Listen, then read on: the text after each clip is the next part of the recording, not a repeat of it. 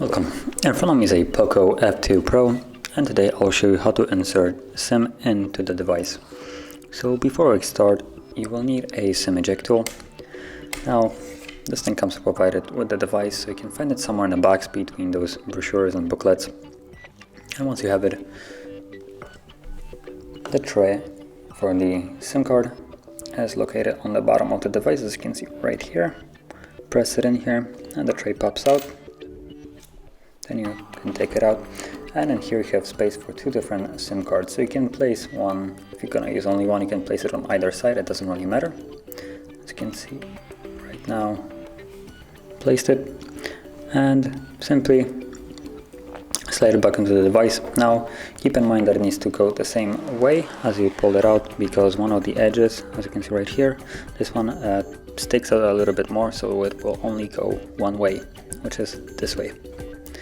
And from there, once the card is laying securely, now make sure it's laying securely, it shouldn't fall out. You can slide it back into the device, and I should be prompted with a pin for the SIM card, and there it is.